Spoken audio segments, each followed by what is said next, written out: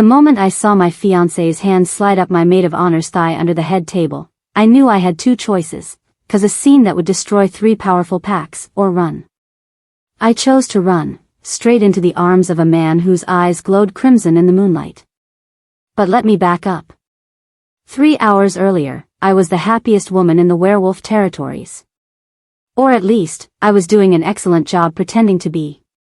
My wedding dress weighed approximately 40 pounds. Satin, lace, a train that required 2 attendants to manage, and enough crystals sewn into the bodice to blind anyone who looked directly at me in sunlight. My father, Beta Marcus Vance of the Blood Moon Pack, had spared no expense. This wasn't just a wedding. This was the alliance of 3 packs, the joining of old bloodlines, the beginning of a new era of peace. And I was the pretty bow on top of the political package. "Stop fidgeting," Serena whispered, adjusting my veil for the 100th time. Her smile was bright, her hands gentle. My best friend since childhood.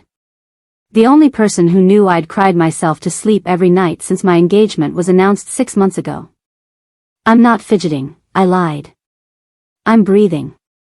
There's a difference." She laughed, that musical sound I'd always loved. "You'll be fine, L. Dominic is." She paused, her eyes flickering with something I couldn't read. "He's a good alpha. You'll learn to love him. Learn to love him." Because that was what Omegas did. We learned. We adapted. We smiled and bore children and pretended that our hearts weren't quietly breaking inside our chests. "Right," I said. "I'll learn." The ceremony was beautiful. Everyone said so. 500 wolves from 3 different packs gathered in the Great Hall of the Blood Moon compound, watching as Alpha Dominic Hale placed the ceremonial collar around my neck. His hands were warm. His eyes were cold. He didn't want me either. I'd known that from our first meeting, when he'd looked at me like I was furniture. Pleasant enough to look at, functional, easily replaced. But he needed my father's loyalty, and my father needed the protection of the Hale Pack's warriors. So here we were, 2 strangers bound together by politics and ancient tradition, about to complete a mating bond that would tie our souls together for eternity. The Luna ceremony would happen at midnight. Until then, we feasted. I sat at the head table, my new husband on my left, my best friend on my right. The wine flowed freely. The music played. Wolves danced and laughed and celebrated this glorious union that would bring prosperity to us all. I excused myself to use the restroom. Serena offered to come with me, maid of honor duties, she said, but I waved her off. I needed a moment alone. Just one moment where I didn't have to perform. The bathroom in the East Wing was quiet. I stood at the sink, staring at my reflection. The dress. The veil. The collar around my throat. I looked like a Luna. I looked like someone's wife. I didn't look like Alara anymore. I stayed there longer than I should have. Splashed cold water on my face, careful not to smudge my makeup. Practiced my smile in the mirror until it looked almost genuine. When I came back to the Great Hall, I entered through the side door near the head table. I was going to slip back into my seat quietly, without drawing attention. That's when I saw them. Dominic's hand, sliding up Serena's thigh under the tablecloth. Her head thrown back slightly, lips parted.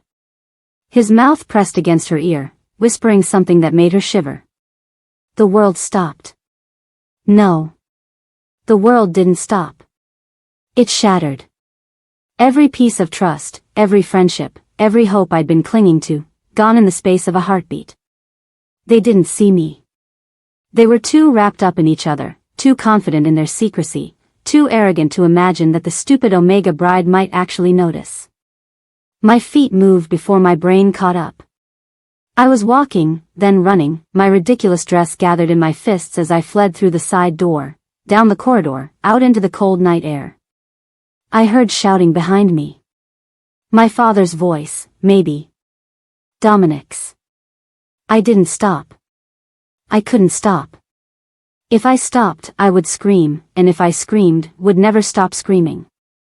The Blackwood forest loomed at the edge of the compound. Everyone knew the stories. Forbidden territory. Ancient magic. Wolves who entered never came back the same, if they came back at all. I ran straight into it. Branches tore at my dress, my veil, my skin. I didn't care.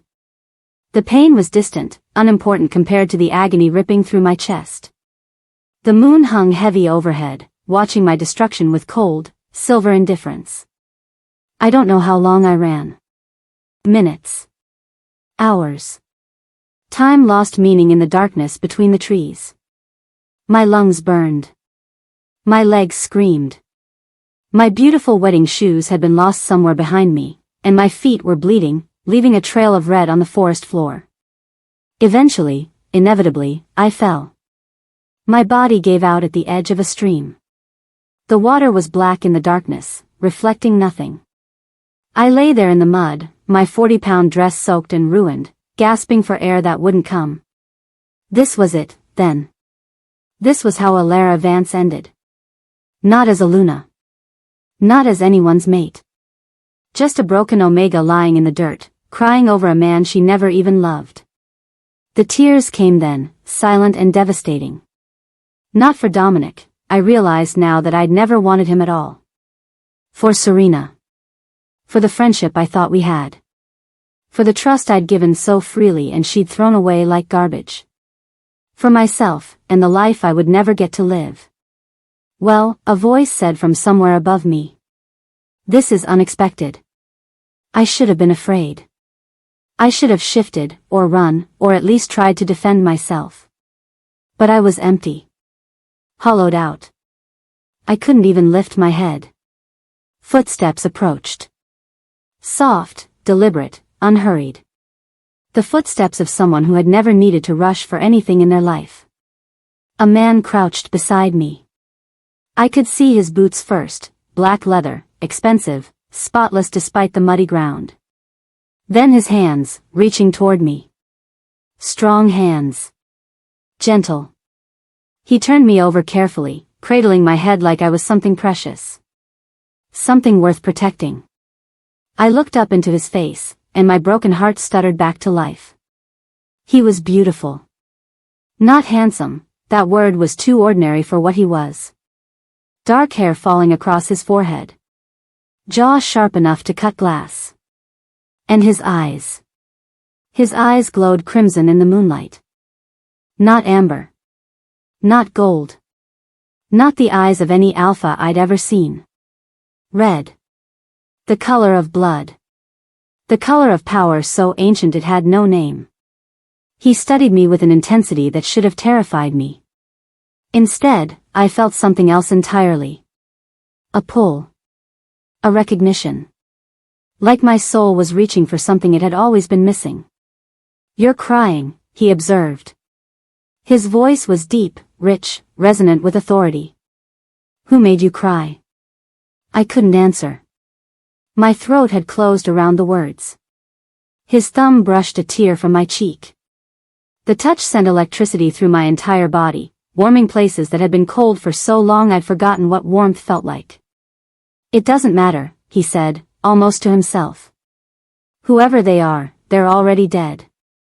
He gathered me into his arms like I weighed nothing. My ruined dress, my muddy hair, my bleeding feet, none of it seemed to bother him. He held me against his chest, and I could hear his heartbeat, steady and strong and somehow perfectly in sync with my own. 3 words. He spoke only 3 words before the darkness claimed me. You're my mate. I woke to silk sheets and sunlight. For one confused moment, I thought I was home. Then memory crashed over me like a wave, and I jerked upright, gasping. The room was enormous. Vaulted ceilings. Floor-to-ceiling windows draped in velvet. A fireplace large enough to stand in. Everything was decorated in black and silver, elegant and cold and impossibly luxurious. This was not my bedroom. This was not anywhere I had ever been. A woman stood near the door. Middle-aged, dressed in simple gray, her head bowed in what I slowly realized was deference. You're awake, she said. We were worried. Where am I? My voice came out as a croak. Where is the man who found me? The woman lifted her head, and I saw something in her eyes. Wonder. Reverence. Awe. She bowed lower. Welcome to the Obsidian Palace, future queen. The Alpha King has been waiting centuries for you. Wanting to see what would happen next, subscribe to this channel to get to listen to more of our upcoming exciting stories. Click on the subscribe button now. Thank you. Chapter 2. Future Queen. Alpha King. The words bounced around inside my skull like stones in an empty jar, making no sense whatsoever. I stared at the servant woman, waiting for her to laugh, to tell me this was some elaborate joke played on foolish omegas who wandered into forbidden forests. She didn't laugh. I'm sorry, I said slowly, but I think there's been a mistake. There is no Alpha King. He's a legend. A story mothers tell their children to make them behave. The woman's lips curved into a small, patient smile. The kind of smile you give to someone who has just said something incredibly naive. Many believe that, my lady. The Alpha King prefers it that way. She moved to a wardrobe and began pulling out garments. He finds it easier to rule when his enemies believe he doesn't exist. I pushed the silk sheets aside and swung my legs over the edge of the bed. My feet were bandaged. Someone had cleaned and dressed my wounds while I slept. The thought of being touched without my knowledge sent a chill down my spine, but the bandages were careful, professional. Medical, not intimate. Where is he? I demanded. The man who found me. I need to speak with him. The Alpha King is in his study. He asked to be informed the moment you woke. She laid a dress across the foot of the bed. Simple, elegant, midnight blue. He also asked that you eat something first. You've been unconscious for nearly 18 hours. 18 hours. My stomach dropped. By now, every wolf in 3 territories would know that Alara Vance had fled her own wedding. My father would be humiliated. Dominic would be furious. And Serena. I shut that thought down before it could consume me. I don't want to eat, I said. I want answers. The servant woman bowed her head. Then I will take you to him, my lady.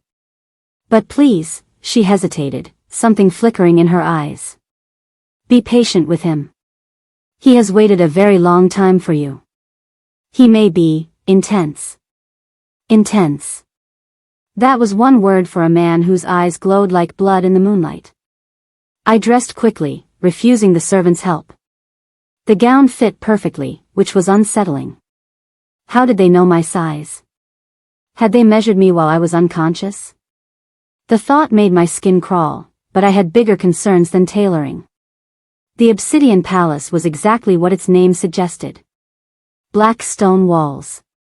Black marble floors. Torches flickering in iron sconces, casting dancing shadows across surfaces that seemed to absorb the light rather than reflect it. It was beautiful in the way a blade was beautiful, sharp, cold, and designed for a single purpose. We walked through corridor after corridor. Past tapestries depicting ancient battles. Past windows that looked out over mountains I didn't recognize. Past guards who bowed as I passed, their eyes following me with that same unsettling reverence I'd seen in the servant's face. Finally, we stopped before a massive door carved with wolves and moons and symbols I couldn't read. The Alpha King's study, the servant announced. She knocked twice, then stepped back. Good luck, my lady. Good luck. Because apparently I was going to need it. The door swung open on silent hinges, and I stepped inside. He was standing by the window, his back to me, silhouetted against the gray afternoon light. Tall. Broad-shouldered. Perfectly still in a way that reminded me of predators waiting to strike. You're awake, he said without turning around. I was beginning to worry I'd carried home a corpse. I'm not anyone's to carry home, I shot back before I could stop myself. I don't even know where I am. He turned then, and my breath caught all over again. In the moonlight, he'd been beautiful. In daylight, he was devastating. Dark hair swept back from a face that could have been carved by a sculptor who specialized in male perfection. High cheekbones. Full lips. A jaw that spoke of stubbornness and strength. He wore simple black clothing, nothing ornate, nothing ostentatious, and yet every line of his body screamed power. But it was his eyes that held me frozen. They weren't glowing now. In the daylight, they were a deep, warm brown, almost gentle. But I remembered what they'd looked like last night. I remembered the crimson. "You know exactly where you are," he said calmly. "Clara told you. The Obsidian Palace. My home." He paused. "Our home, if you'll allow it. I don't even know who you are." "Yes, you do." He moved toward me, each step deliberate. "You feel it. The pull. The recognition. Your wolf is calling to mine right now. I can hear her." He was right. My wolf, usually so quiet, was practically howling inside my chest. "Mine," she was saying. "Ours. Claim him." I forced her down. "My wolf doesn't make my decisions," I said coldly. "I do." Something flickered across his face. Surprise, maybe. Or amusement. Good. A Luna who thinks for herself. I was hoping for that. I'm not a Luna. I'm not anyone's anything. I lifted my chin. My name is Alara Vance. I'm the daughter of Beta Marcus Vance of the Blood Moon Pack. And last night, I ran away from my wedding like a coward. That's all I am. No. He stopped mere inches from me, close enough that I could feel the heat radiating from his body. That's not all you are. You're my mate. My fated. The other half of my soul. His hand lifted, hovering near my cheek without quite touching. "I've been waiting 300 years for you, Alara. 300 years. The words hit me like a physical blow. "That's impossible," I whispered. "No wolf lives that long. The oldest alpha on record died at 212. The oldest alpha on record was my grandfather." His lips curved. "The Blackwood line is different. We carry the blood of the original wolves. The firstborn. We age slowly. We heal quickly. And we do not die easily." His eyes held mine. "My name is Kalen Blackwood. I am the Alpha King. And I have ruled these territories for 3 centuries, waiting for the moment when my mate would finally find me." Kalen Blackwood. The name echoed through legends I'd heard as a child. The Shadow King. The wolf who walked between worlds. The monster in the dark that even other monsters feared. "The Alpha King is a myth," I said weakly. "The Alpha King is standing in front of you." He smiled, and there was nothing gentle about it. "Would you like proof?" Before I could answer, his eyes shifted. Brown melted into crimson, glowing with that same otherworldly light I'd seen last night. But that wasn't what made me gasp. Power rolled off him like a wave. Not the dominant energy I was used to from alphas, that was a mere candle flame compared to this. This was a wildfire. A supernova. A force so immense that my knees buckled, and I would have fallen if he hadn't caught me. "Easy," he murmured, his arms wrapped around me, holding me upright. "I didn't mean to overwhelm you. I forget sometimes how it affects others." "Let me go," I managed, even though every cell in my body was screaming to press closer. He released me immediately. Stepped back. Gave me space. "I won't force anything on you," he said quietly. "I know what you just escaped. A man who didn't want you. A bond you didn't choose." His jaw tightened. "I am many things, Alara. Possessive. Jealous. Perhaps even cruel, when circumstances demand it. But I will never take what isn't freely given." I stared at him, trying to reconcile his words with everything I knew about alphas. They took.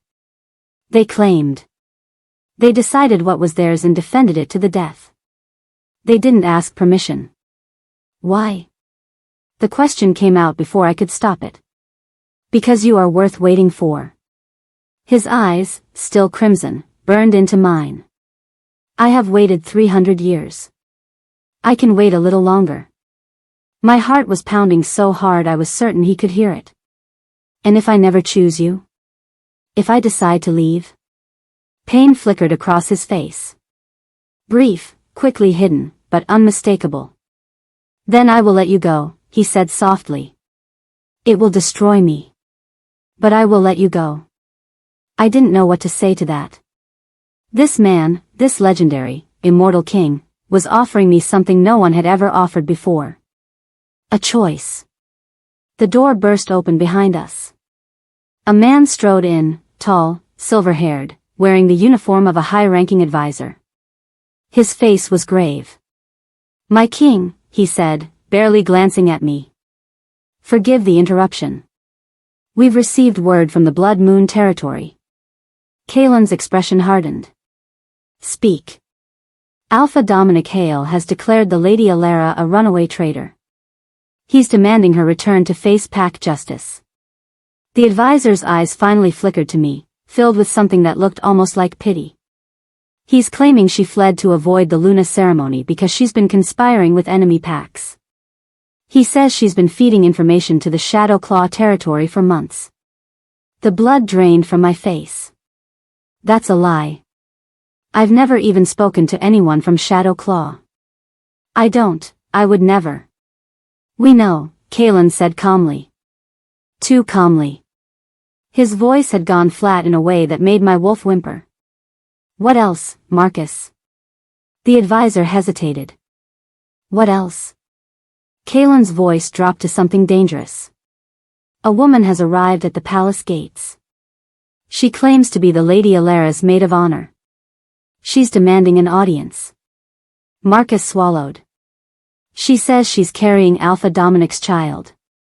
And she insists that Lady Alara return immediately to honor the alliance, or the three packs will go to war. The floor seemed to tilt beneath my feet. Pregnant. Serena was pregnant. With Dominic's child. How long? How long had they been together behind my back? Weeks? Months? Had she been sleeping with him the entire time she was helping me plan my wedding, holding my hand while I cried about a marriage I didn't want? Alara. Kaelin's voice cut through my spiral. His hand was on my arm, steadying me. Breathe. She was my best friend, I heard myself say. Since we were children. She was the only person I trusted. I know. His thumb traced circles on my wrist. And I'm sorry. But you need to decide how you want to handle this. Do you want to see her? Did I? Part of me wanted to scream at Serena until my throat bled. Part of me wanted to ask her why, what I had done to deserve this betrayal. And part of me, the part that was still the obedient Beta's daughter, trained from birth to put pack before self, wanted to do exactly what she asked. Go back. Honor the alliance. Smile and pretend my heart wasn't shattered. Yes, I said finally. I want to see her. Kaelin's eyes narrowed. Are you certain? No. But I need to do it anyway. He studied me for a long moment, then nodded. Marcus, bring the woman to the throne room. We'll receive her there. The throne room was exactly what I expected from a palace called Obsidian. Massive black pillars supporting a ceiling lost in shadow. A dais at the far end, upon which sat a throne carved from a single piece of dark stone. And everywhere, the symbol of the Blackwood Pack, a wolf's head crowned with stars. Kaelin took his place on the throne. He gestured to a chair beside him, smaller but no less ornate. Sit with me, he said. Let her see that you are not alone. I sat. My hands were trembling, so I folded them in my lap where no one could see. The doors opened, and Serena walked in. She looked beautiful. Of course she did. Her dark hair was perfectly styled, her dress elegant, her makeup flawless. She walked with the confidence of a woman who had always gotten everything she wanted. Until she saw me sitting beside the Alpha King. Her step faltered. Just for a moment. Then she recovered, lifting her chin with that familiar defiance I had once admired. "Elara," she said coolly. "You look, well, Serena." I couldn't manage cool. I couldn't manage anything except exhausted. "You're pregnant." "Yes."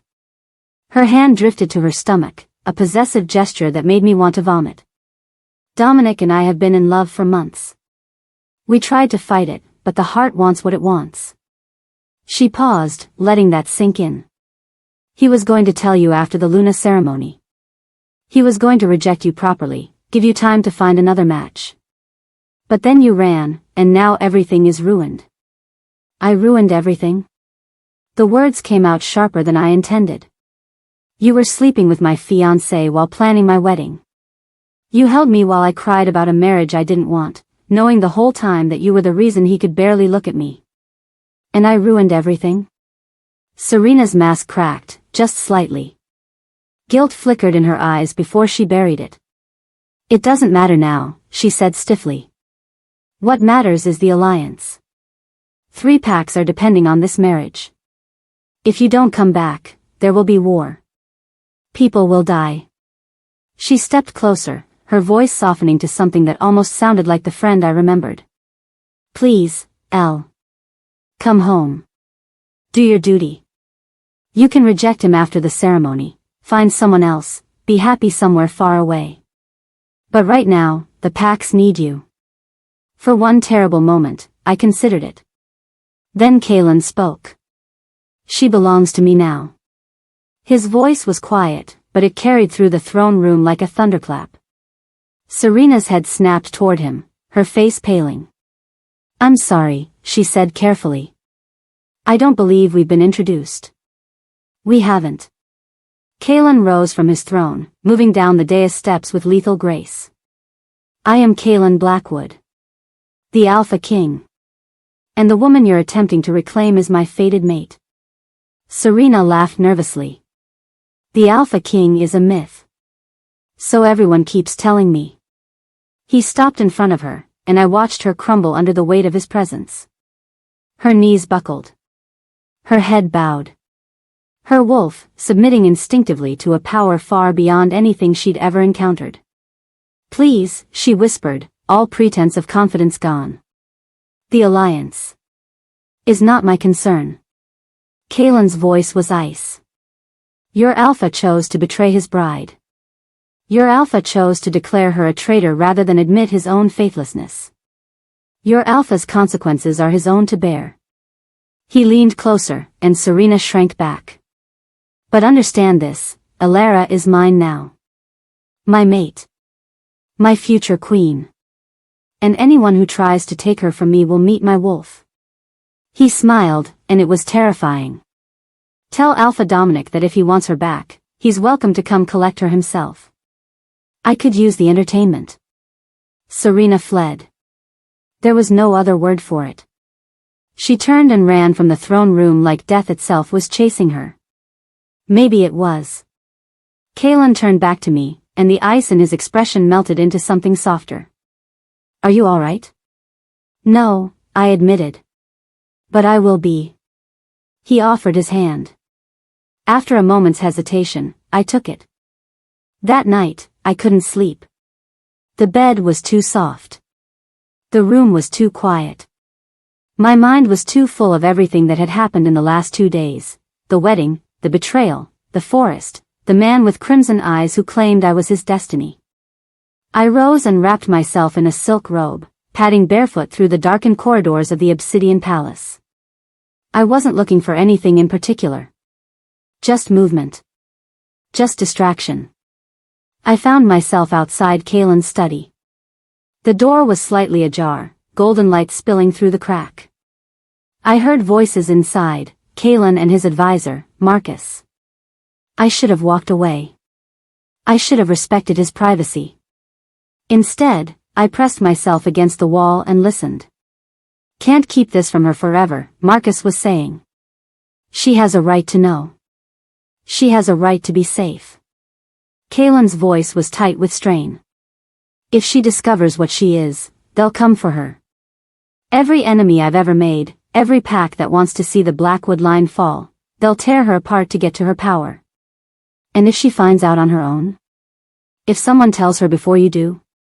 Then I'll deal with it. A long pause.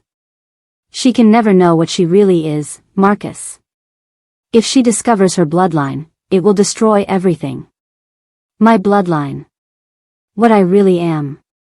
I pressed my hand over my mouth to silence my gasp, and fled back to my room with my heart pounding and questions burning through my mind. What was I? And what was Kaylin so afraid I would discover? If you're still listening to this story up to this point, why don't you subscribe to this channel to continue getting impactful daily stories like this? We would be most grateful if you can do that to help boost this video to reach everyone. Thank you. Chapter 3. Sleep didn't come that night. Or the next. I lay in that magnificent bed, staring at the ceiling, turning Kaylin's words over and over in my mind like stones in a river. She can never know what she really is. If she discovers her bloodline, it will destroy everything. What bloodline? I was Alara Vance. Daughter of Beta Marcus Vance and his mate, Elena. An Omega, the weakest designation a wolf could carry. I had no special bloodline. No hidden power. I was nobody. Except apparently, I wasn't. On the third morning, I decided to stop waiting for answers and start finding them myself. The Obsidian Palace was enormous.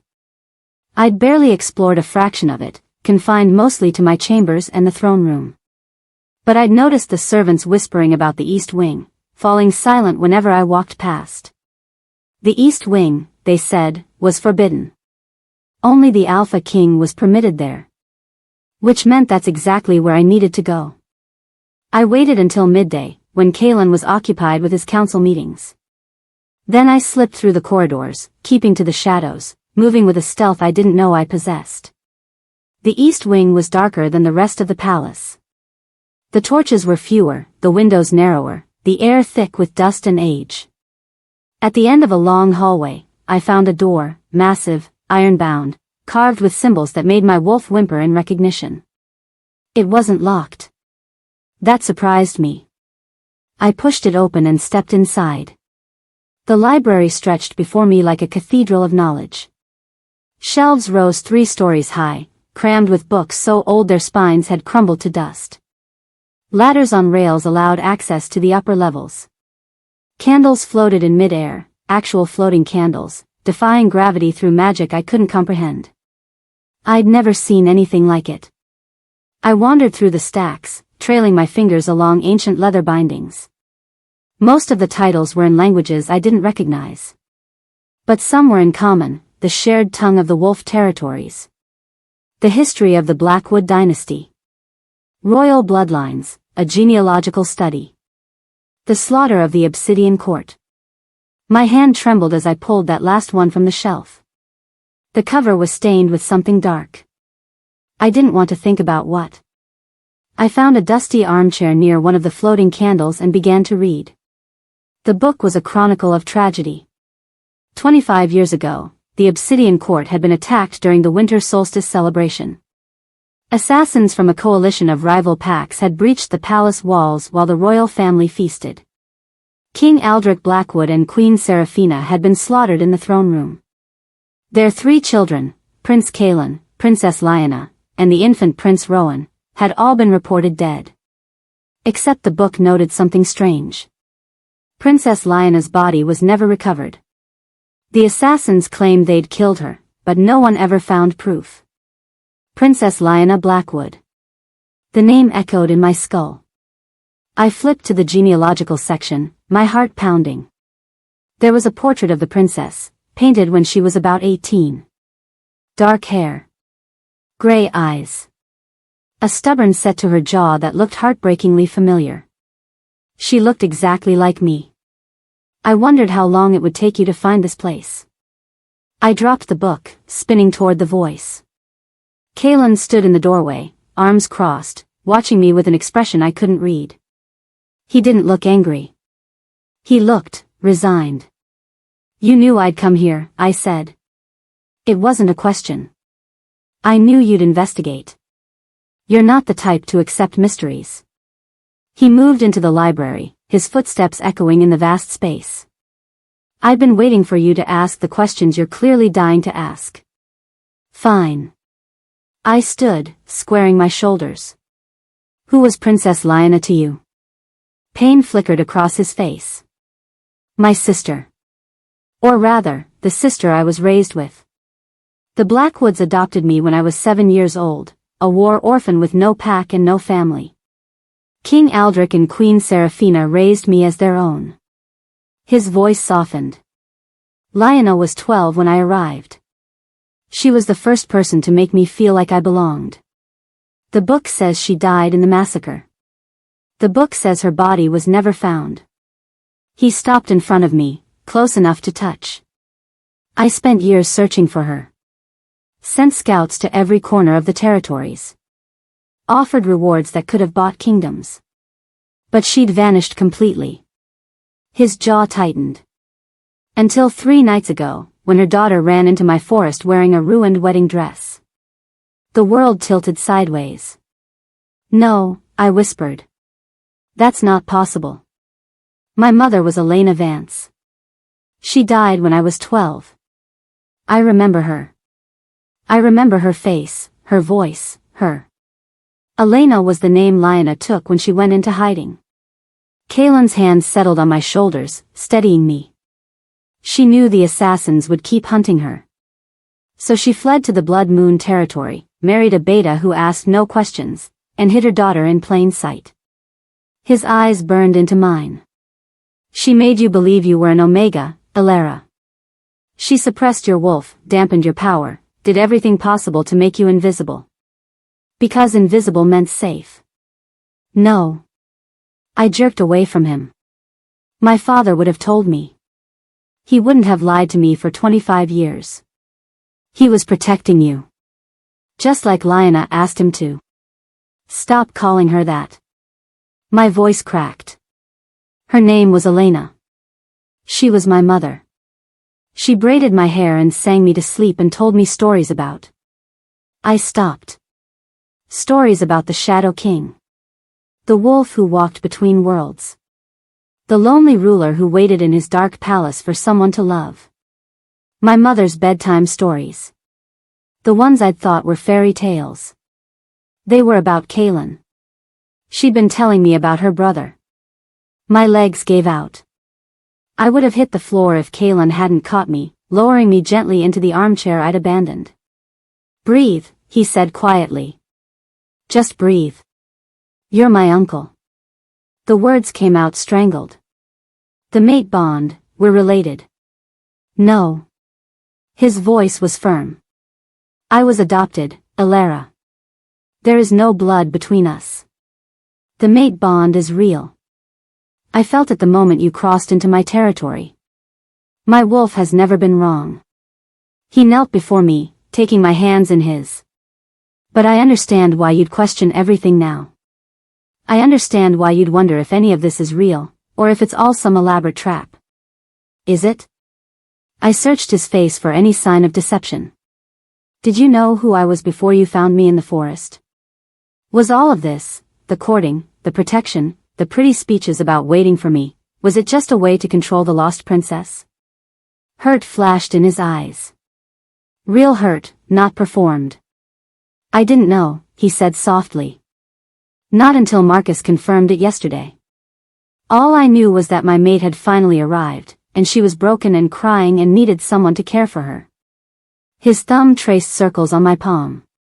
The rest of it, your bloodline, your claim to the throne, none of that matters to me. You could be a packless Omega with nothing to your name, and I would still want you just as desperately. I wanted to believe him. Gods, I wanted to believe him so badly. But trust was a luxury I could no longer afford. What does this mean? I asked. If I'm really Lyanna's daughter, if I'm really a Blackwood. It means you're royalty. His expression grew serious. It means you have a claim to the Obsidian throne. A legitimate claim, actually. You're the direct descendant of King Aldrich, while I was only adopted. By law, you outrank me. I don't want to outrank you. I don't want any of this. I know. He rose, releasing my hands.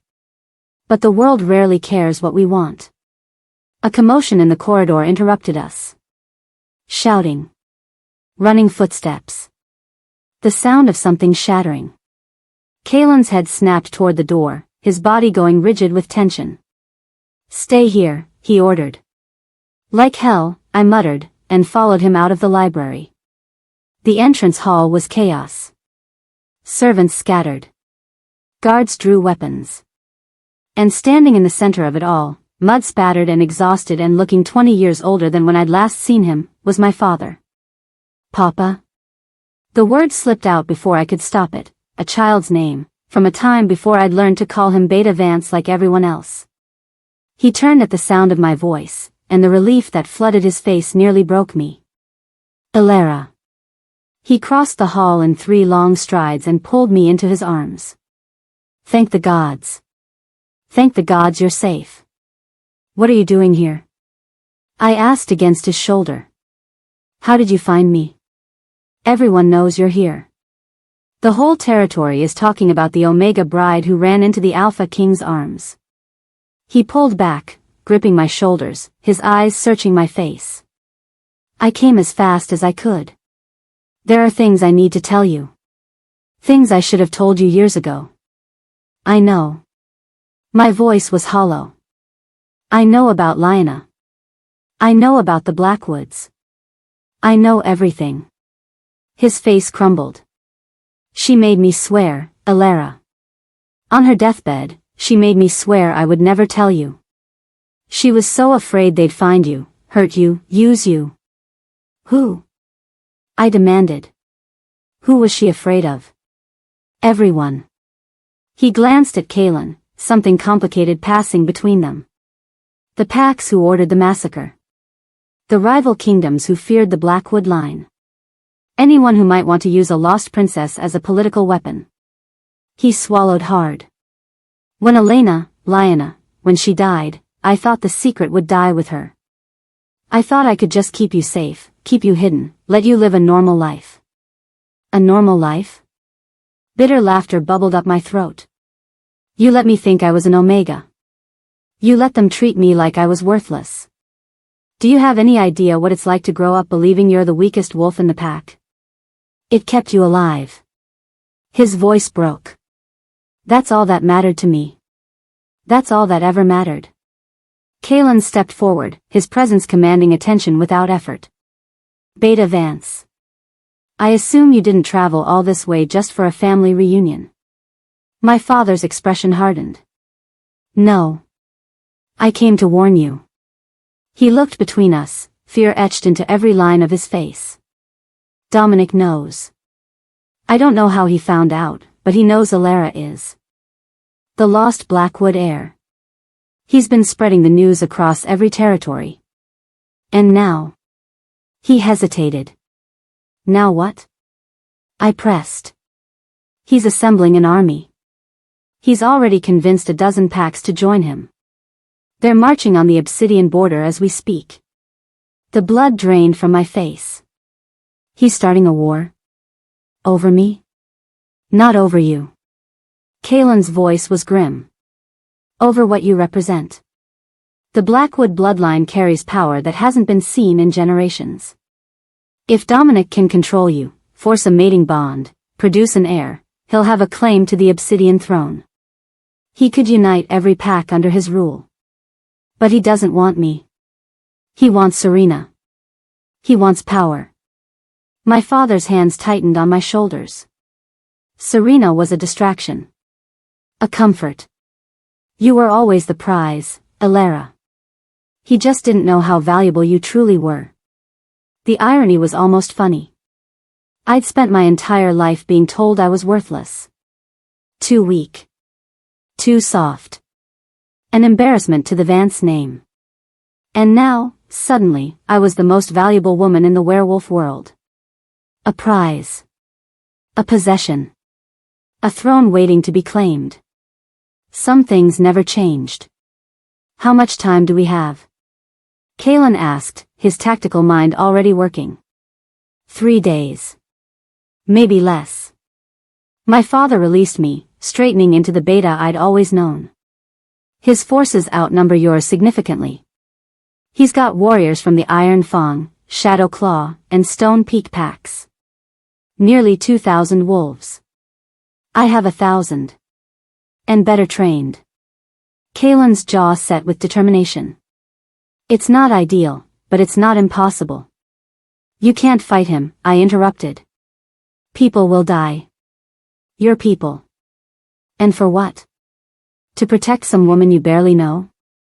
Kalen turned to me, and the look in his eyes made my breath catch. You are not some woman, he said quietly. You are my mate. My queen. The other half of my soul. He stepped closer, cupping my face in his hands with a tenderness that didn't match the violence brewing around us.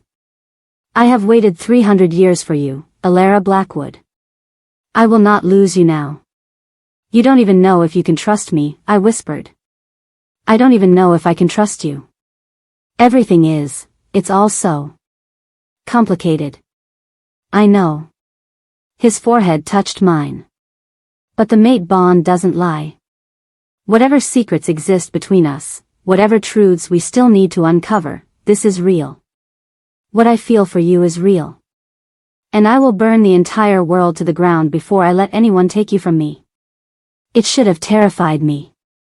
The possessiveness. The intensity. The promise of violence wrapped in tender words. Instead, for the first time since my mother died, I felt something I barely recognized. Safe. My king. Marcus appeared in the doorway, his face ashen. Scouts report enemy forces at the eastern border. They're not waiting. They're advancing. Kalen released me, his expression hardening into something cold and lethal. Then we meet them. Kalen, I started. Stay in the palace, he ordered. The wards will protect you here. No one can breach them without royal blood. I have royal blood, I reminded him. Remember? He paused, something complicated flickering across his face. Yes. You do. He kissed my forehead, quick and fierce. Which means you can strengthen the wards while I'm gone. Keep yourself safe, Alara. For me. Then he was gone, striding down the corridor, barking orders to his guard, transforming from the tender man who'd held my face to the fearsome alpha king who'd ruled for centuries. My father lingered, watching me with eyes full of sorrow and regret. I'm sorry, he said quietly. For everything. For the lies. For the secrets. For making you believe you were less than you are. Did you love her? I asked suddenly. My mother. Lyanna. Did you actually love her, or was she just a burden you agreed to carry? His face softened. She was the love of my life. From the moment she stumbled into my territory, half dead and running from ghosts I couldn't see. I would have married her even if she'd been exactly what she pretended to be, a packless refugee with nothing but the clothes on her back. He smiled sadly. You have her eyes, you know. Her stubbornness. Her fire. I didn't know what to say to that. So I said nothing. Through the palace windows, I watched Kalen lead his warriors toward the border. Toward a war being fought because of me. Dominic wasn't coming for a runaway bride anymore. He was coming for the lost princess whose blood could unite or destroy the werewolf world. And somewhere deep inside me, the wolf I'd believed was weak began to stir. Not whimpering. Not submitting. Growling. If you're still listening to this story up to this point, why don't you subscribe to this channel to continue getting impactful daily stories like this? We would be most grateful if you can do that to help boost this video to reach everyone. Thank you. Chapter 4. I found Kalen in the war room 3 hours before dawn. He stood over a massive table covered in maps, moving carved wolf figurines like pieces on a game board. His commander surrounded him, grim-faced men and women who looked like they'd seen too many battles to count. They fell silent when I walked in. "Leave us," I said. No one moved. They looked to Kalen, waiting for his command. "You heard her," he said quietly. "Go." They filed out, casting curious glances my way. The door closed behind them with a heavy thud, and then we were alone. "You should be resting," Kalen said without looking up from his maps. "The battle begins at first light." I couldn't sleep. I moved closer, studying the carved figures. Black wolves for his forces. Red wolves for Dominic's. The red outnumbered the black nearly 2-1. "When were you going to tell me?" His hands stilled on the map. "Tell you what?" "Don't." The word came out sharper than I intended. "Don't insult me by pretending you don't know what I'm asking. You suspected who I was. Before you found me in the forest. Before any of this." Kalen was silent for a long moment. Then he straightened, finally meeting my eyes. "Yes," he admitted. "I suspected." The confirmation hit me like a physical blow, even though I'd known it was coming. "How long?" "Rumors reached me about 5 years ago. Whispers of a girl in the Blood Moon pack who looked remarkably like my lost sister. I sent scouts to investigate, but they could never get close enough to confirm." He moved around the table, stopping a few feet away from me. "When you crossed into my territory 3 nights ago, I felt the mate bond instantly. It nearly brought me to my knees. But I didn't know for certain who you were until I saw your face. And you didn't think that was worth mentioning? What would you have had me say?" His voice rose with frustration. "Hello, I'm your dead mother's adopted brother, and by the way, you're the lost heir to a throne that's been empty for 25 years? You were traumatized. Broken. Running from a betrayal that had shattered your entire world. The last thing you needed was another earthquake. The last thing I needed was another man making decisions for me." I stepped closer, anger burning in my chest. "My whole life, people have been deciding what I should know, what I should feel, what I should be. My mother hid my identity. My father kept her secrets. Dominic tried to control me through marriage. And now you. I am nothing like Dominic. Aren't you?" The words came out cruel, and I saw him flinch. Good. I wanted him to feel something.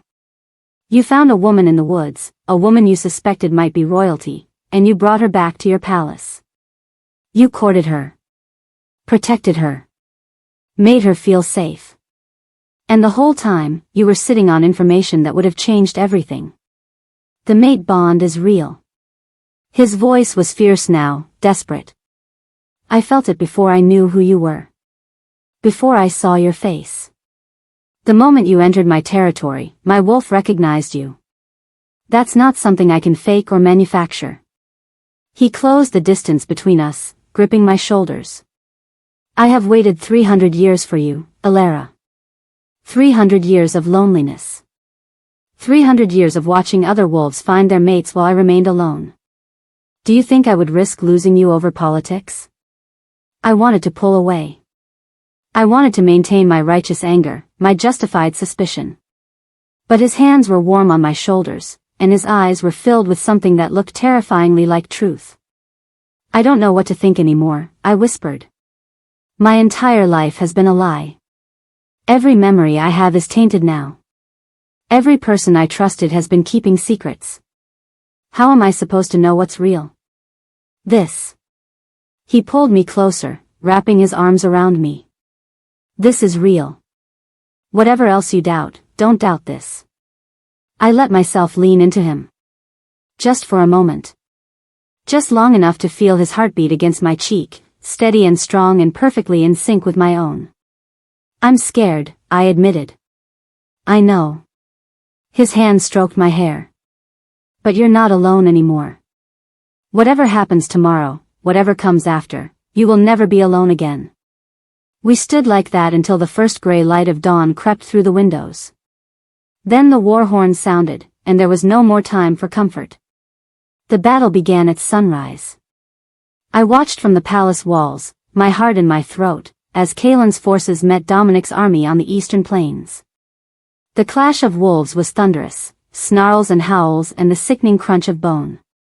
Even from this distance, I could see the blood darkening the grass. Kaelin fought at the front of his lines. His wolf was magnificent, pure black, larger than any I'd ever seen, moving through the enemy ranks like death itself. Wolves fell before him, and he didn't slow, didn't hesitate, didn't show mercy. But there were too many. For every enemy he cut down, 3 more took its place. Dominic's coalition had brought warriors from a dozen packs, all of them hungry for Blackwood blood. My lady. Marcus appeared beside me, his face grim. You need to come inside. The wards are holding, I finished. I'm staying.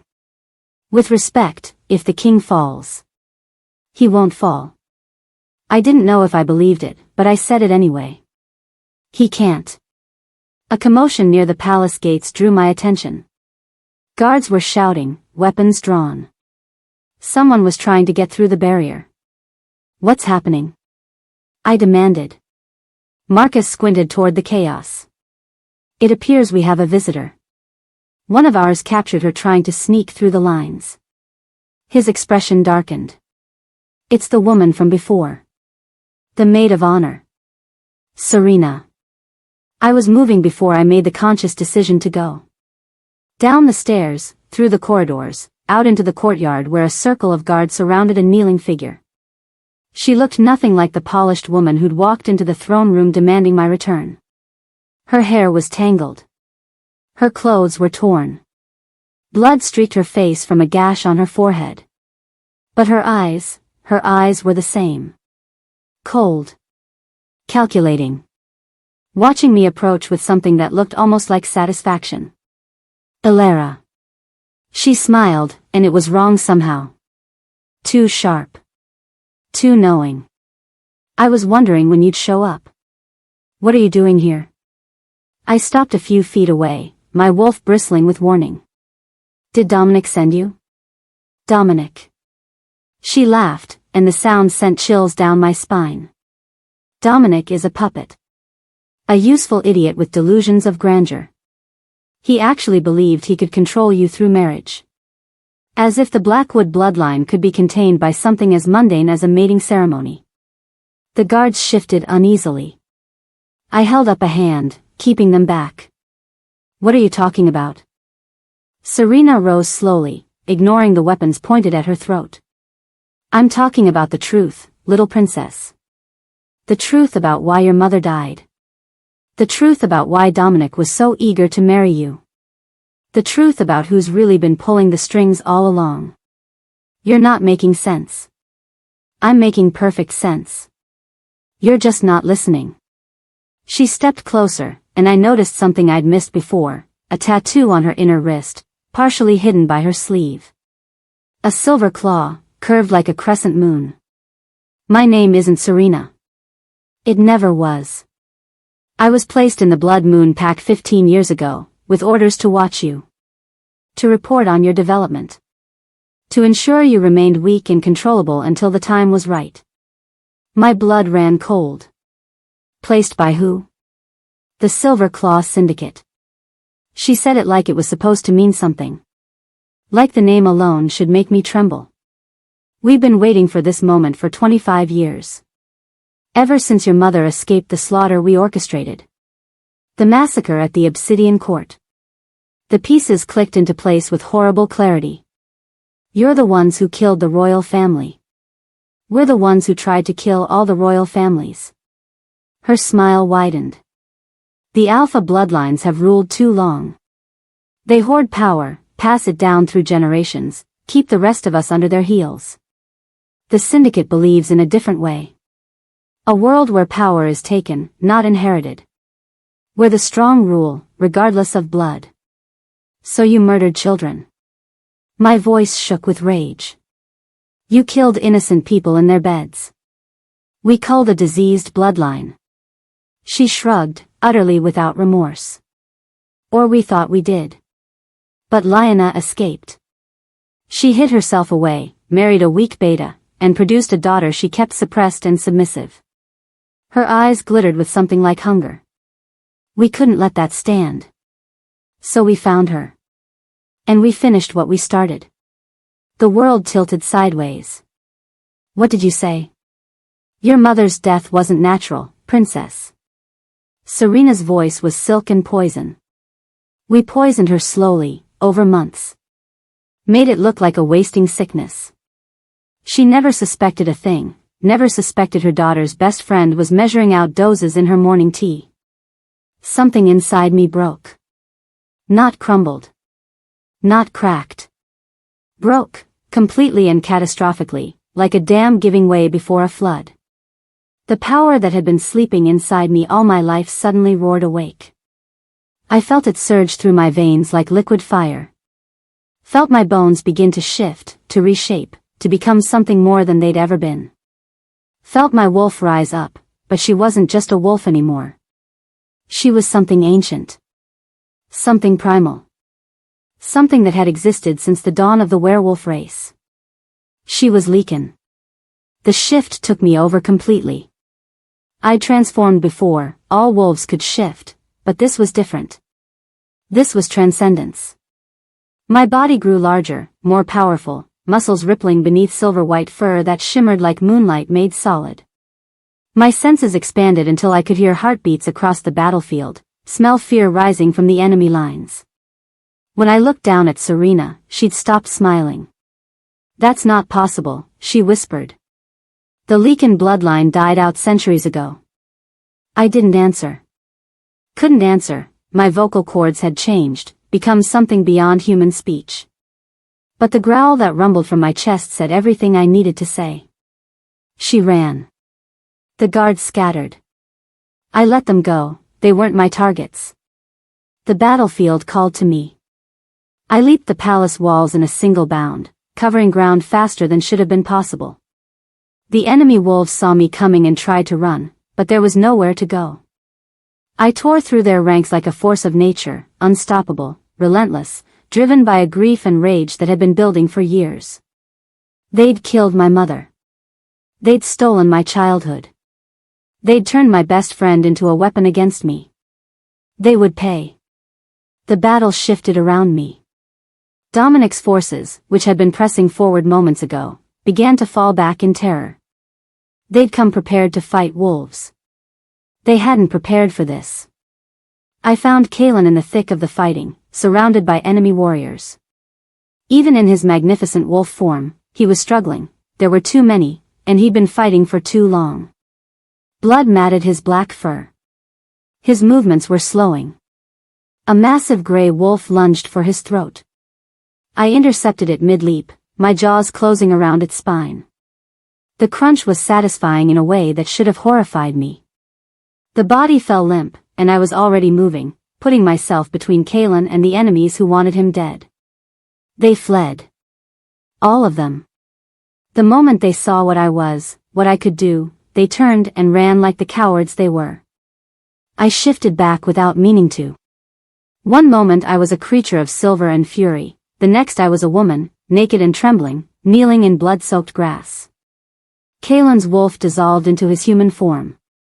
He crawled toward me, and I saw the extent of his injuries, deep gashes across his chest, his side, his leg. Too much blood. Far too much blood. Elara.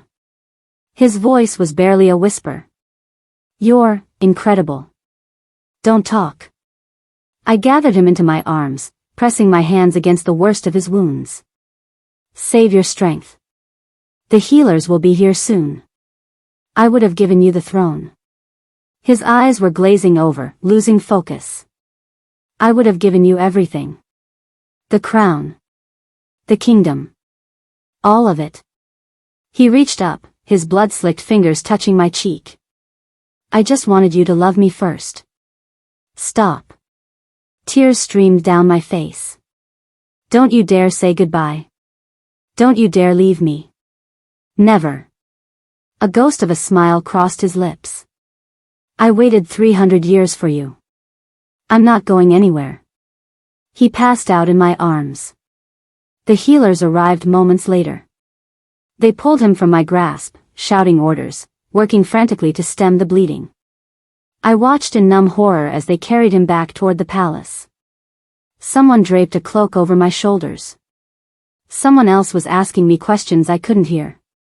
The world had narrowed to a single point, the trail of blood Kaelin left behind him. My lady. Marcus materialized beside me, his face ashen. The enemy is retreating. We've won. Won. The word felt hollow. Dominic? I managed. Fled with the survivors. But. He hesitated. He left something behind. A message.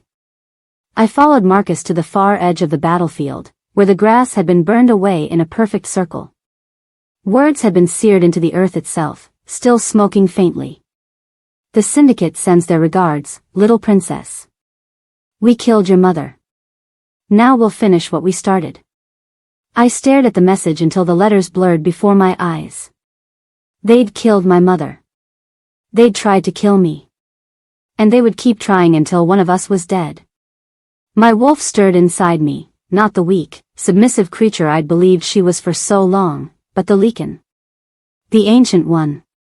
The power that had slept in my blood since the day I was born. Serena had called the Alpha bloodlines diseased. She'd said the syndicate wanted to cull them from existence. But she'd made a mistake. She'd revealed herself too soon, awakened something she didn't understand. And now, whatever came next, the Silver Claw Syndicate would learn what it meant to make an enemy of the last Leakin princess. I turned from the burning words and walked toward the palace, toward Kaelin, toward whatever future waited on the other side of this nightmare. The war had just begun. If you're still listening to this story up to this point, why don't you subscribe to this channel to continue getting impactful daily stories like this? We would be most grateful if you can do that to help boost this video to reach everyone. Thank you. Chapter 5. 3 days. For 3 days, I sat at Kaelin's bedside, watching him fight for his life. The healers had done everything they could. Stitched his wounds, cleaned the infections, pumped him full of medicines and herbs and prayers. But the damage was severe, deeper than flesh, deeper than bone. Something in his wolf had been wounded, and no amount of healing could reach it. He needs his mate, the head healer told me on the second night, her voice gentle but firm. The bond between you is incomplete. His wolf is searching for something to anchor him to life. Without that anchor. She didn't finish the sentence. She didn't need to. I understood what she was asking. What Kaelin needed. The mate bond wasn't just a connection, it was a lifeline, a thread of pure energy that tied two souls together across any distance. Complete it, and that energy would flow between us, giving his wolf something to hold on to. Leave it incomplete, and he might slip away entirely. I sat beside his bed that night, holding his hand, watching the shallow rise and fall of his chest. He looked younger in sleep. Vulnerable.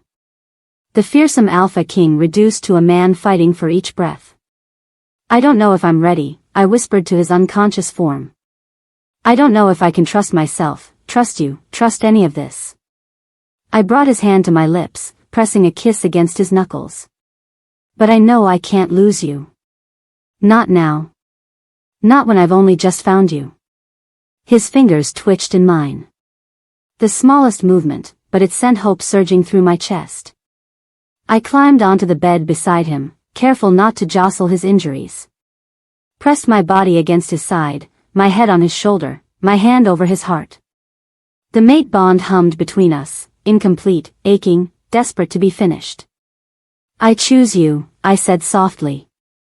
Not because of prophecy or politics or power. I choose you because you saw me when I was broken and you didn't try to fix me. You just held me together until I could fix myself. I tilted my head, pressing my lips to the mark on his throat where his pulse beat weakly. I choose you, Kaelin Blackwood. Now and forever. The bond snapped into place like a key turning in a lock. Energy flooded through me, through us, a river of warmth and light connecting our souls in ways I couldn't begin to describe. I felt him. Not just his body beside mine, but his essence. His love, vast and patient and enduring. His fear, that he wasn't worthy of me. His hope, fragile and desperate, that I might someday love him back. I poured my own feelings through the bond. Let him feel everything I'd been too afraid to say. The way my heart raced when he entered a room. The safety I felt in his arms. The terrifying, exhilarating certainty that I was exactly where I belonged. Kalen's eyes opened. They were crimson again, glowing with power, but soft this time. Warm. He looked at me like I was the sunrise after 300 years of darkness. Elara. His voice was rough, barely a whisper. You stayed. Of course I stayed. Tears were streaming down my face. You impossible man. You nearly died. Worth it. He lifted his hand, slowly, painfully, and cupped my cheek. I can feel you now. Inside me. Part of me. A smile spread across his face, transforming it. You chose me. Don't let it go to your head. He laughed, then winced as the movement pulled at his wounds. Too late. I'm going to be insufferable about this forever. You already were insufferable. Yes, but now I have an excuse. He pulled me closer, pressing his forehead against mine. I love you, Elara Blackwood. I've loved you since the moment I found you in that forest. I'll love you until the stars burn out and the moon falls from the sky. That's very dramatic. I'm a 300-year-old alpha king. I'm allowed to be dramatic. His thumb traced my cheekbone. Now please, for the love of all the gods, will you finally kiss me? I kissed him. It wasn't gentle. Wasn't tentative. It was fire and desperation and 300 years of loneliness meeting a lifetime of feeling unwanted. His hands tangled in my hair. Mine pressed against his chest, feeling his heartbeat grow stronger with every passing second. When we finally broke apart, both of us gasping, the mate bond between us blazed like a beacon. Now, he murmured against my lips, we have a war to finish. Kalen's recovery was miraculous. Within a week, he was on his feet. Within 2, he was back to full strength, the mate bond accelerating his healing in ways the physicians couldn't explain. I felt it happening, felt his energy returning, his wolf growing stronger, through the connection that now linked us permanently. But while his body healed, new wounds were opening. Marcus brought me the intelligence reports personally. He'd been investigating Serena's claims, tracking the Silver Claw syndicate through a web of spies and informants. What he found was worse than anything I'd imagined. Your mother's death wasn't just an assassination, he told me, his face grave. It was a message. The syndicate wanted the Blackwood loyalists to know that no one was safe. That even the lost princess, hidden away for 25 years, could be found and eliminated. How did they find her? I asked. She was so careful. Changed her name, suppressed my powers, hid us in plain sight. Marcus hesitated. That's the part you're not going to like. Tell me anyway. He slid a document across the table. A family tree, annotated with names and dates and connections I didn't want to see. The Silver Claw Syndicate has been operating for over a century. But its current leader, the one who ordered the massacre at the Obsidian Court, who orchestrated your mother's murder, who placed Serena in your life, didn't come to power until about 30 years ago. I looked at the name at the top of the document. My heart stopped. Elder Vance, I whispered. My grandfather. Your adoptive grandfather, Marcus corrected gently.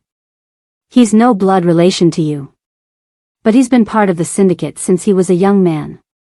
He rose through the ranks by being useful, by having access to the Blood Moon Pack's inner circle. When your mother fled to Blood Moon territory, he was the one who reported her location. No. I shook my head, refusing to accept it. He's an old man. He barely leaves his rooms. He couldn't possibly. He's been playing that role for decades. The frail elder, too weak to be a threat. Meanwhile, He's been pulling strings across the territories, positioning his pieces, waiting for the right moment to strike. Marcus's jaw tightened. He knew who you were from the day your mother arrived. He let her stay because it was useful, because having the lost princess under his control was valuable. And when she became a liability, he killed her. The words tasted like ash in my mouth. He murdered his own daughter-in-law. The woman my father loved. Beta Marcus doesn't know. He still thinks your mother died of natural causes. Marcus paused. Elder Vance made sure of that. The rage that filled me was unlike anything I'd felt before. Cold. Focused. Deadly. Where is he now? That's the other problem. Marcus pulled out another document. Our scouts report movement at the northern border. The syndicate is massing for a final assault. They know about your Leakin powers. Word has spread through the territories like wildfire. They're terrified of what you might become. So they're coming to kill me before I become it. Elder Vance is leading them personally. He's brought every asset the syndicate has left. Marcus met my eyes. This ends here, my lady. One way or another. They came at midnight.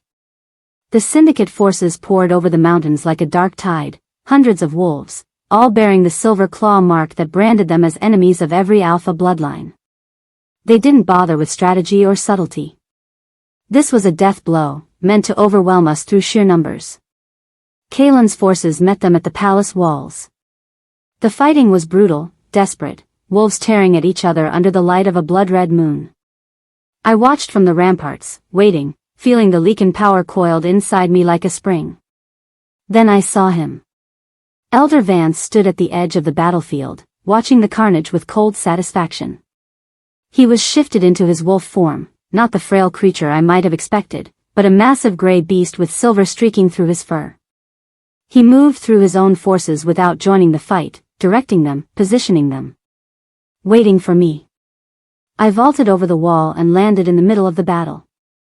Wolves scattered around me, both friend and enemy, recognizing what I was. The Leakin power blazed through my veins as I shifted, my body transforming into something magnificent and terrible. Elder Vance watched me approach.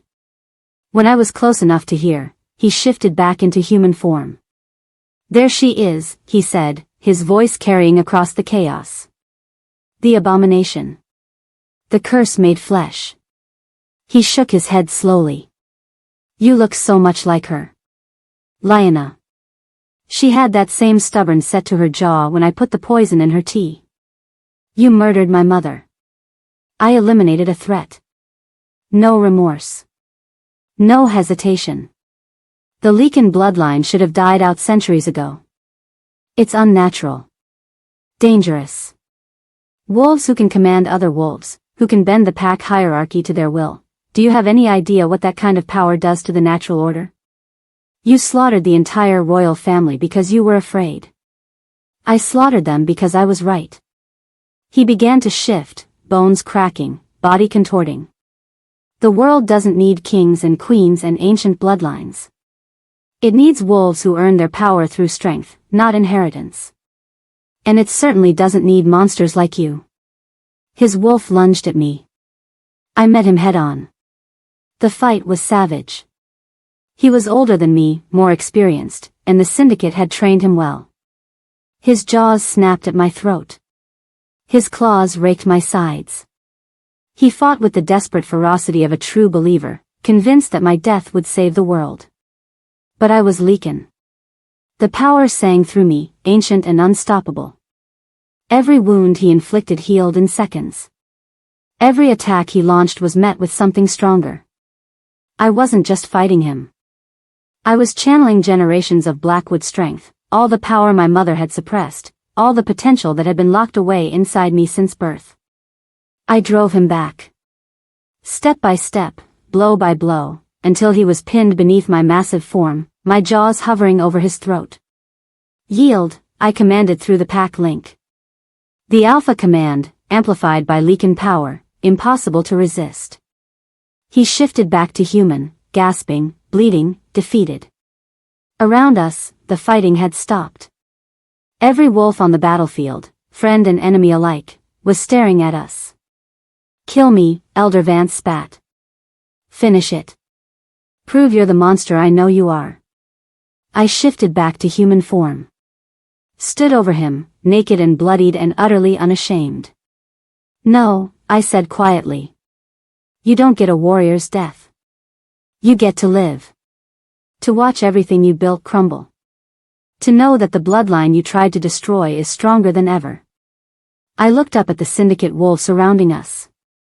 "This man is no longer your leader. He's nothing. Any of you who want to surrender will be treated fairly. Any who want to continue fighting will join him in the dungeons." One by one, the syndicate wolves knelt. Not in submission to Elder Vance, to me. The battle was over. Dominic was brought to me the next morning. He looked terrible. Chains bound his wrists and ankles. His fine clothes were torn and muddy. The arrogant alpha who'd slid his hand up my best friend's thigh at our wedding reception was gone, replaced by a broken man who wouldn't meet my eyes. "Dominic Hale," I said from my seat beside Kaelin's throne. "You stand accused of treason against the Obsidian Crown, conspiracy with enemies of the realm, and attempting to claim a mate through deception. How do you plead?" "I was manipulated," he said quickly. "The syndicate, they made promises I didn't know." "You knew exactly what you were doing." My voice was ice. "You knew who I was. You arranged our marriage specifically to control my bloodline. And when I ran, you declared me a traitor and tried to start a war." He finally looked up, and I saw fear in his eyes. Real, genuine terror. "Please," he whispered. "I have a pack. A family. They need. Your pack will survive without you." I rose from my seat, descending the dais steps until I stood directly before him. "I could have you executed. Many would say you deserve it." Hope flickered in his eyes, quickly suppressed. "But death is too easy. Instead, you're going to stand before every pack in the territories and publicly reject any claim you ever had to me. You're going to admit that our engagement was a political manipulation and that you were never my true mate." I leaned closer, letting him see the wolf in my eyes. "And then your pack will be stripped of all alliance privileges. No trade agreements. No military support. No political standing. You'll be alone, Dominic. The way you made me feel every moment of our engagement." His face went white. For an alpha, isolation was worse than death. Reputation was everything. "You can't," he started. "I can. I am." I turned my back on him. "Take him away. And make sure every pack leader in the territory receives an invitation to the ceremony. I want witnesses." The humiliation ritual took place a week later. Dominic knelt before representatives from every major pack and renounced his claim to me in broken, halting sentences. By the time it was over, he was weeping. I felt nothing. He'd taken enough of my tears already. The coronation was held on the first day of the new moon. The throne room had been transformed. Flowers everywhere, white roses and silver lilies, symbols of the Blackwood line. Candles floated in the air, hundreds of them, casting warm golden light across the assembled crowd. Every alpha, every beta, every wolf of consequence had come to witness this moment.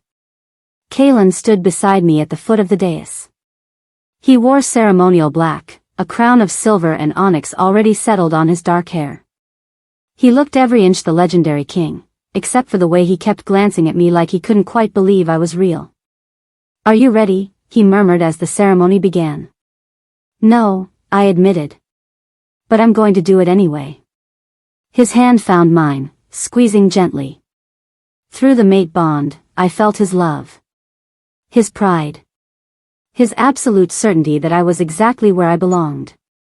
The officiant, an ancient wolf who'd been conducting royal ceremonies since before Kaelin was born, raised his voice to address the crowd. "We gather today to witness a historic moment. For 3 centuries, the Obsidian throne has been occupied by a single ruler. Today, that changes. He gestured, and servants brought forward a crown that matched Kalen's, silver and onyx, but worked with delicate curves that spoke of feminine strength. Kalen Blackwood, Alpha King, the officiant continued, do you accept this woman as your equal? Do you vow to share your throne, your power, and your kingdom with her from this day until your last? I do, Kalen said, his crimson eyes locked on mine. Willingly. Joyfully. Eternally. Elara Blackwood, lost daughter of the royal line, last of the Leakin bloodline, do you accept this man as your equal? Do you vow to share his throne, his power, and his kingdom from this day until your last? I thought about everything that had led me here. The wedding I'd fled. The forest I'd run into. The stranger who'd found me broken and bleeding and chose to hold me instead of claim me. I ran from one wedding into the arms of a stranger. Now I walk willingly into forever with my fated mate. I do, I said. Willingly. Joyfully. Eternally. The crown settled onto my head, lighter than I expected, and somehow exactly right. Then by the ancient laws of our kind, I present to you Alpha King Kalen and Alpha Queen Elara Blackwood, joint rulers of the Obsidian Throne, partners in power, equals in all things. The crowd erupted into cheers. Kalen pulled me into his arms and kissed me, deep and thorough and completely inappropriate for a public ceremony. I didn't care. Let them see. Let them all see that this wasn't a political arrangement or a strategic alliance. This was love. Real, messy, complicated love. We turned to face our people, hands clasped, crowns gleaming. For the first time in my life, I didn't feel like a burden or a pawn or a prize to be won. I felt like a queen. The celebration was in full swing when the messenger arrived. He burst through the throne room doors, wild-eyed and gasping, and threw himself at our feet. Your Majesties, he panted. Forgive the interruption. But this couldn't wait. Kalen tensed beside me. Speak. A child has been found at the southern border. A boy, maybe 8 or 9 years old. The messenger swallowed hard. He has crimson eyes. He says he's your brother. The throne room went silent. I looked at Kalen. He looked at me. Through our bond, I felt his shock, and beneath it, something that might have been hope. Prince Rowan. The infant who'd supposedly died in the massacre 25 years ago. Bring him, I said quietly. Bring him to us immediately. As the messenger fled to do my bidding, I stared out at the crowd of celebrating wolves. One wedding ended in betrayal. Another ended in triumph. But somewhere out there, a boy with crimson eyes was waiting to turn our world upside down all over again. Some stories never really end. They just begin a new chapter. I squeezed Kalen's hand, and together, we prepared to face whatever came next. Thank you for watching this video. Subscribe, like and share this video to continue listening to this type of story daily and also, to appreciate this community too. I would like to hear your wonderful opinion about this story. Please comment below.